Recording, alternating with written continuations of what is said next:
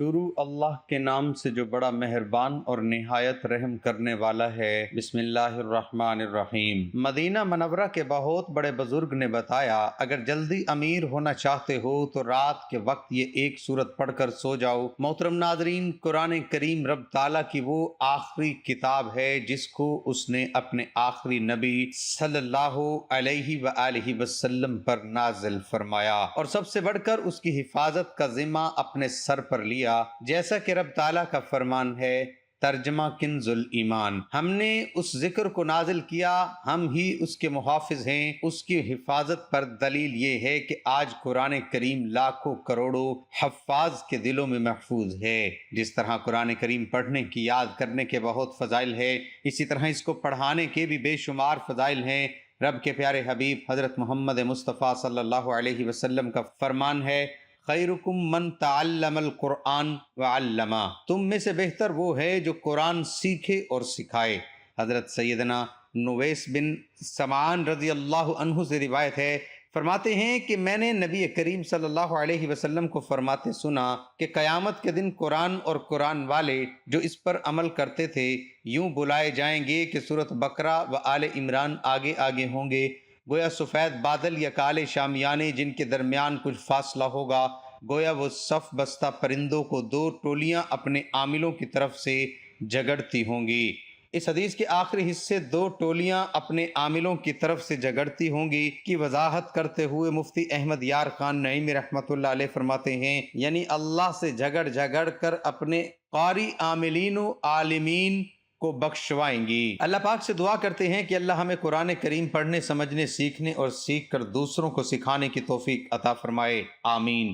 محترم ناظرین، یہ دو آیات ایسی مبارک آیات ہیں کہ جن کو اس انسان کی تخلیق سے 2000 سال پہلے خود رحمان نے لکھ دیا تھا۔ اللہ تعالیٰ نے ان آیات کو خود لکھا، اور یہ اللہ کا وعدہ ہے کہ جو انسان بھی ان آیات کو پڑھے گا اللہ تعالیٰ اس کو قیامت اللیل کا ثواب عنایت فرمائیں گے، یعنی اس کا مقام ساری رات تہجد پڑھنے والے کے برابر ہوگا۔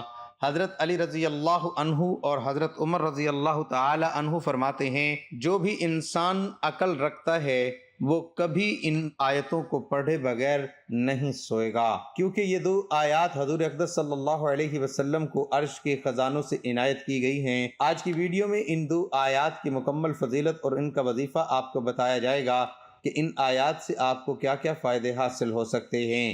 اس کی فضیلت ہم آپ کو احادیث مبارکہ کی روشنی میں بھی بتائیں گے، اس لیے آپ نے ویڈیو کو غور سے سننا ہے اور دیکھنا ہے تاکہ احادیث مبارکہ کا نور بھی آپ کو حاصل ہو سکے، ان آیات کی مکمل فضیلت بھی آپ پر واضح ہو سکے۔ آپ سے التماس ہے کہ ویڈیو کو آخر تک ضرور دیکھیے گا، اور ویڈیو کو لائک کرنے کے ساتھ ساتھ ویڈیو کو اپنے چاہنے والوں کے ساتھ ضرور شیئر کیجیے گا۔ ناظرین، ان دو آیات میں بڑے خزانے پناہ ہیں جن کے بارے میں پیارے آقا صلی اللہ علیہ وسلم نے اپنی احادیث میں خصوصی طور پر ذکر فرمایا۔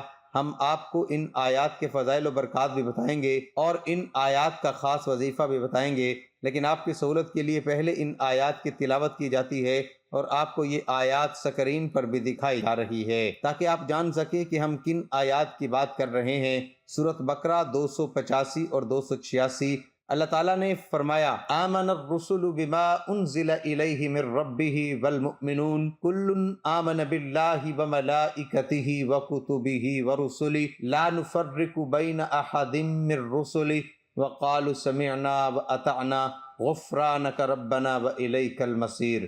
لا يكلف الله نفسا الا وسعها لها ما كسبت وعليها ما اكتسبت ربنا لا تؤاخذنا ان نسينا او اخطأنا ربنا ولا تحمل علينا اصرا كما حملته على الذين من قبلنا ربنا ولا تحملنا ما لا طاقة لنا به واعف عنا واغفر لنا وارحمنا انت مولانا فانصرنا علی القوم الکافرین۔ رسول ایمان لایا اس چیز پر جو اس کی طرف اللہ تعالیٰ کی جانب سے اتری، اور مومن بھی ایمان لائے، یہ سب اللہ تعالیٰ اور اس کے فرشتوں پر اور اس کی کتابوں پر اور ان کے رسولوں پر ایمان لائے، اس کے رسولوں میں سے کسی میں ہم تفریق نہیں کرتے۔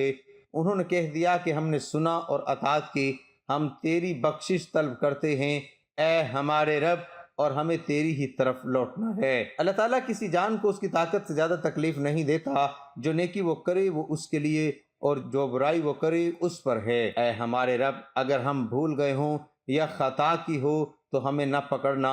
اے ہمارے رب، ہم پر وہ بوجھ نہ ڈال جو ہم سے پہلے لوگوں پر ڈالا تھا۔ اے ہمارے رب، ہم پر وہ بوجھ نہ ڈال جس کی ہم میں طاقت نہ ہو، اور ہم سے درگزر فرما اور ہمیں بخش دے، اور ہم پر رحم کر، تو ہی ہمارا مالک ہے، ہمیں کافروں کی قوم پر غلبہ عطا فرما۔ یہ دونوں آیات معراج کا تحفہ ہیں۔ مطلب آیت کا یہ ہے کہ رسول یعنی محمد مصطفیٰ صلی اللہ علیہ وسلم اس پر ایمان لائے جو ان کی طرف سے ان کے رب کی جانب سے نازل ہوا۔ اسے سن کر آپ نے فرمایا وہ ایمان لانے کا پورا مستحق ہے، اور دوسرے ایماندار بھی ایمان لائے۔ ان سب نے مان لیا کہ اللہ ایک ہے، وہ وحدانیت کا مالک ہے، وہ تنہا ہے، وہ بے نیاز ہے، اس کے سوا کوئی عبادت کے لائق نہیں، نہ اس کے سوا کوئی پالنے والا ہے۔ یہ ایمان والے تمام انبیاء کی تصدیق کرتے ہیں، تمام رسولوں پر ایمان رکھتے ہیں، آسمانی کتابوں کو انبیاء کرام پر جو اتری ہیں سچی جانتے ہیں، وہ نبیوں میں فرق نہیں سمجھتے کہ ان کو مانے دوسرے کو نہ مانے، بلکہ سب کو سچا جانتے ہیں، اور ایمان رکھتے ہیں کہ وہ پاک باز طبقہ، رشد و ہدایت والا اور لوگوں کی خیر کی طرف رہبری کرنے والا ہے۔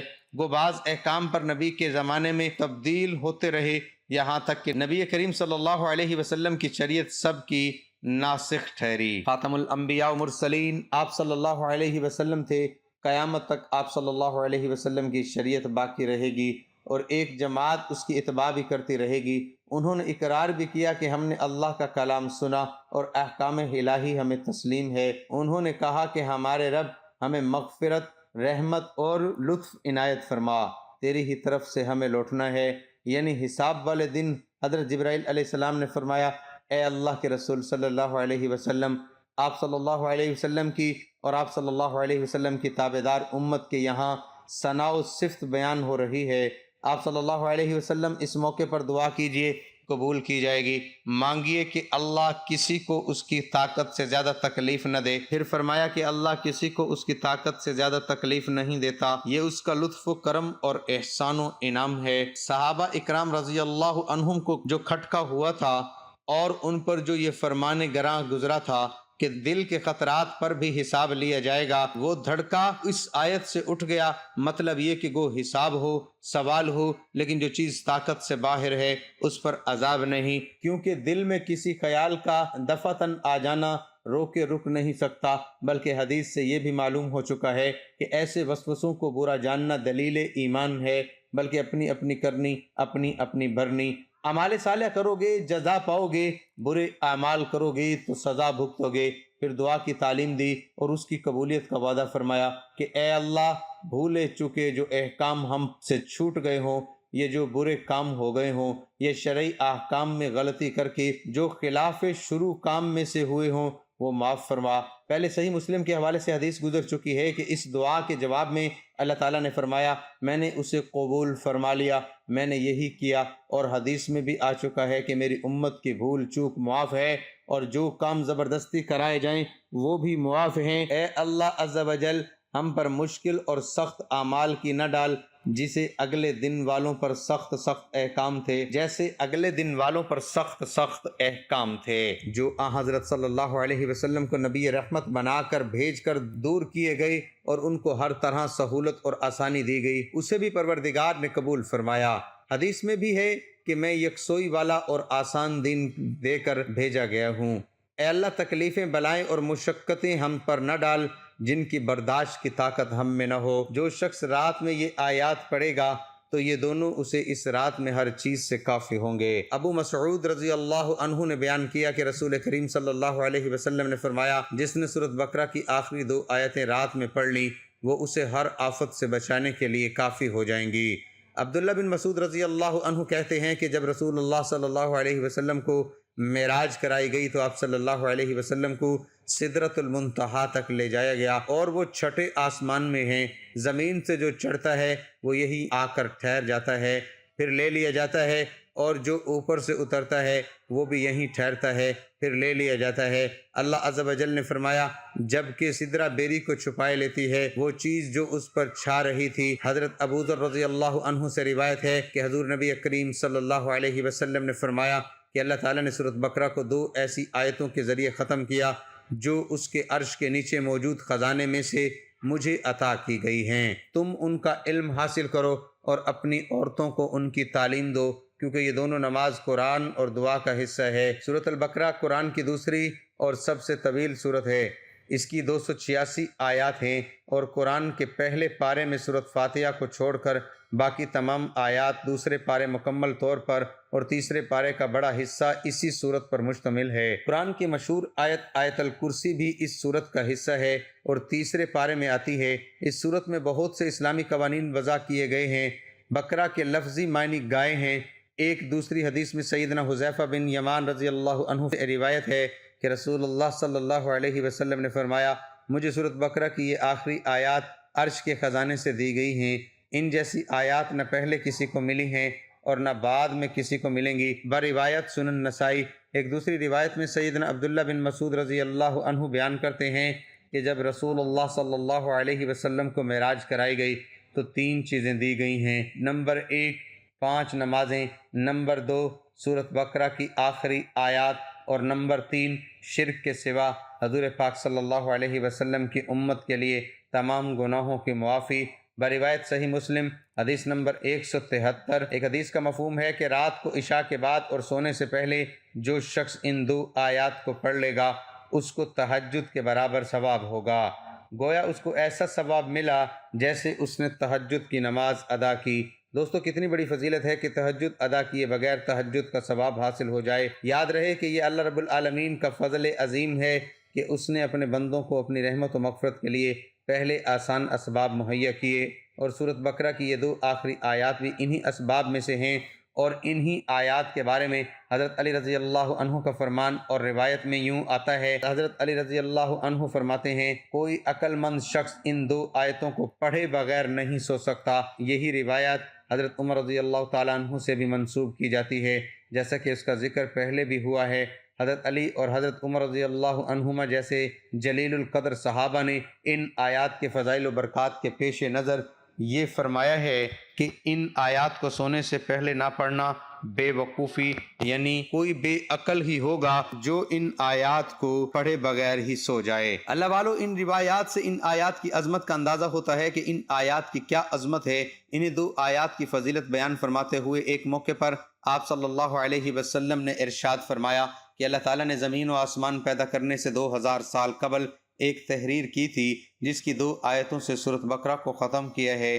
یہ 2 آیتیں جس گھر میں بھی 3 روز تک پڑھی جائیں گی، شیطان اس گھر کے پاس بھی نہیں بھٹک سکتا۔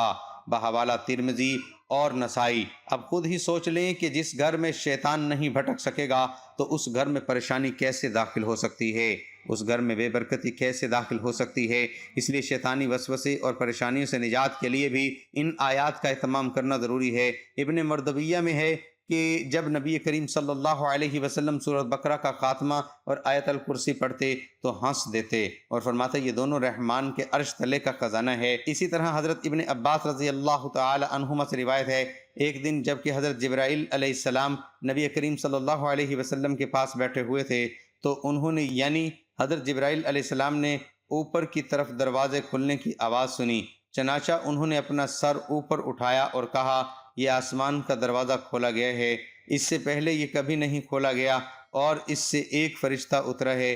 حضرت جبرائیل علیہ السلام نے فرمایا یہ فرشتہ جو زمین پر اترا ہے آج سے پہلے کبھی نہیں اترا۔ پس اس فرشتے نے آپ صلی اللہ علیہ وسلم کو سلام عرض کیا اور کہا آپ صلی اللہ تعالی علیہ وسلم کو 2 نوروں کی بشارت ہو جو آپ صلی اللہ تعالی علیہ وسلم کو عطا کیے گئے۔ آپ صلی اللہ تعالی علیہ وسلم سے پہلے یہ کسی نبی کو نہیں دیے گئے۔ ایک سورۃ فاتحہ اور دوسرا سورۃ بقرہ کی آخری آیات۔ آپ صلی اللہ تعالی علیہ وسلم ان میں سے جس ایک حرف کی بھی تلاوت کریں گے وہ چیز آپ صلی اللہ تعالی علیہ وسلم کو عطا کر دی جائے گی۔ ناظرین، معلوم ہوا کہ ان 2 آیات کو سورۃ فاتحہ کو پڑھنے کے بعد جو دعا مانگی جائے وہ دعا قبول ہوگی۔ اللہ تعالیٰ سے ان آیات کے بعد جو بھی مانگا جائے گا عطا ہوگا، بس شرط یہ ہے کہ پورے یقین کے ساتھ دعا مانگنی ہے۔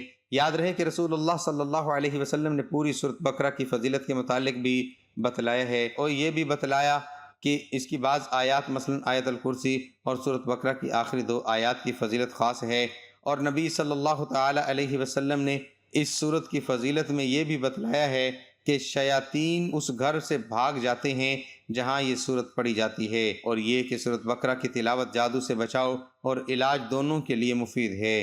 جیسا کہ ابو ہریرہ رضی اللہ عنہ کہتے ہیں کہ رسول اللہ صلی اللہ علیہ وسلم نے فرمایا، اپنے گھروں کو قبرستان مت بناؤ، بے شک شیاطین اس گھر سے بھاگ جاتے ہیں جہاں سورۃ بقرہ پڑھی جائے۔ بروایت صحیح مسلم۔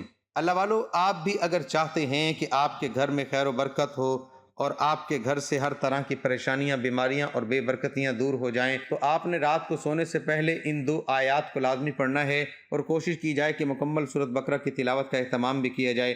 آپ کا گھر جادو ٹونے سے اور ہر قسم کی پریشانی سے انشاءاللہ محفوظ رہے گا۔ یہی ان آیات کا وظیفہ ہے کہ ان کی تلاوت زیادہ سے زیادہ کی جائے، اور خاص طور پر رات کو سونے سے پہلے تو ضرور ان کی تلاوت کر کے سویا کریں۔ ان آیات کی تلاوت کرنے سے آپ کے گھر سے شیاطین بھاگ جائیں گے، آپ کے دل سے شیطانی وسوسے دور ہو جائیں گے، آپ کی تمام رکاوٹیں دور ہو جائیں گی، تمام پریشانیاں ختم ہو جائیں گی، آپ کے گھر میں امن کا ماحول ہوگا، آپ کو قلبی سکون حاصل ہوگا، اور ان آیات کی برکت سے اللہ تعالیٰ آپ کے رزق، مال، جان اور عزت و آبرو میں برکت عطا فرمائیں گے، اور آپ کی دعائیں قبول کی جائیں گی، اور تمام پریشانیاں، رکاوٹیں دور کی جائیں گی۔ اس کو پڑھنے سے اللہ پاک کی ذات بہت خوش ہوتی ہے، وہ ہستی جسے کسی آنکھ نے نہیں دیکھا، جسے کوئی گمان نہ چھو سکا، تعریف کرنے والے اس کی تعریف سے عاجز رہے، نہ حادثات اسے بدل سکے، اسے زمانے کی بے ثباتی کا کوئی خوف نہیں ہے، پہاڑوں کے وزن اور سمندروں کی پیمائش کا علم اس کے پاس ہے، بارش کے قطروں اور درختوں کے پتوں کے عدد سے خبر ہے، کسی پر رات کی ظلمت اور دن کی روشنی ہے، سب جانتا ہے، اس پر آسمان کی بلندی، زمین کی پستی، زمین کی گہرائی، سمندر کی گہرائی اور پہاڑوں کی چوٹی پر کوئی چیز پوشیدہ نہیں، وہ ہر چیز کو اس کے تمام تفاصیر کے ساتھ جانتا ہے۔ آپ آہستہ سے بولیں یا زور سے، وہ آپ کے اندر چھپے تمام بھیدوں سے باخبر ہے، وہ تمہارے سانس کو نکلنے اور اترتے ہوئے دیکھتا ہے، رگوں میں چلنے والے خون کی آواز سنتا ہے، پتے کے ٹوٹنے اور زمین پر اس کے گرتے وقت آواز کو سنتا ہے، زمین کے اندر اس کے نیچے چلنے والے کیڑوں کی آواز کو سنتا ہے، سمندر کی تہ میں چلنے والی مچھلی کی آواز سنتا ہے، بحر و بر میں جو کچھ ہے سب کچھ اس کے علم میں ہے، وہ کائنات کا بادشاہ ہے، رب ہے۔ مسند احمد میں حضرت عبداللہ بن عمر کی روایت میں اس واقعہ کا بیان ہے کہ جب رسول اکرم صلی اللہ علیہ وسلم کی عظمت کو بیان فرما رہے تھے، اس وقت آپ کی تکلیف یہ تھی کہ آپ کا جسم ہل رہا تھا اور دیکھنے والوں کو ایسا محسوس ہو رہا تھا کہ آپ زمین پر گر پڑیں گے۔ اسے اللہ تعالیٰ کی معرفت کہتے ہیں۔ یہ معرفت انسان کے اندر ایک بھونچال کی کیفیت پیدا کرتا ہے۔ یہ کیفیت اللہ کو دیکھے بغیر دیکھ لینا ہے۔ یاد رکھیں کہ اللہ کے اس عظیم کائنات جس کا ہم ایک بہت ہی چھوٹا قطرہ ہیں، ہمیں ایک ہی مقصد کے لیے پیدا فرمایا ہے، اور وہ ہے عبادت، عبادت اور صرف عبادت۔ اس کے علاوہ کوئی مقصد حیات نہیں ہے۔ بے شک وسائل و ذریعے ہوں، اللہ کے خزانوں میں کسی کمی کو پورا کرنے کے لیے انسان کو پیدا نہیں کیا گیا، اور نہ اللہ رب العزت کا کوئی کام اٹک گیا جس کی وجہ سے انسانی خلقت ضروری تھی۔ انسانی خلقت کا واحد مقصد صرف عبادت ہے۔ انسان سے اس خزانے سبوع قدوسو کی طرف عبادت مطلوب ہے، اس لیے صبح شام اسے یاد کرو۔ یہی انسانیت کی معراج اور امتیاز ہے۔ جو اللہ کا ہوتا ہے تو ساری دنیا اس کی غلام ہو جاتی ہے، اللہ اس کا دوست بن جاتا ہے، پھر اس انسان کے دشمن اللہ کے دشمن بن جاتے ہیں، اس کے دوست اللہ کے دوست ہو جاتے ہیں۔ جس نے اللہ کے دوست کو تکلیف پہنچائی، وہ قادر مطلق اس سے اعلان جنگ کر لیتا ہے۔ اللہ کا تو ہو کر دیکھیے، اللہ کی ذات کو مقصد بنا کر زندگی گزار کر تو دیکھیے۔ اللہ کے لیے مرنا، اس پر مٹنا سیکھیں، اس کے لیے جینا سیکھیں۔ خوشی بھی وہی ہو جو اسے پسند ہو،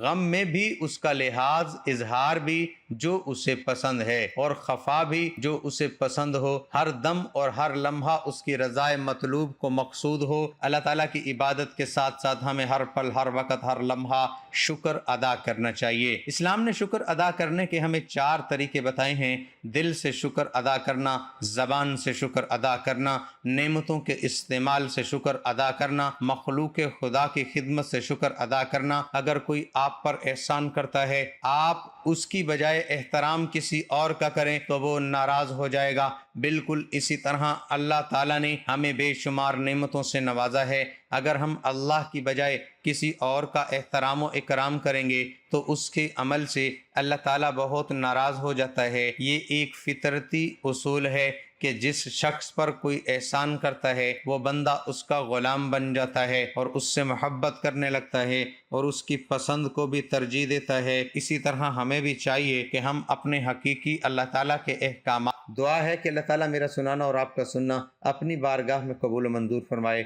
آمین۔ ناظرین، گزارش ہے کہ اللہ تعالیٰ کے 99 ناموں میں سے کوئی ایک نام لکھ کر کمنٹ میں ضرور شیئر کریں۔ اللہ تعالیٰ ہم سب کا حامی و ناصر ہو، آمین۔ اللہ تعالیٰ آپ کو اپنی حفظ و امان میں رکھے، آمین۔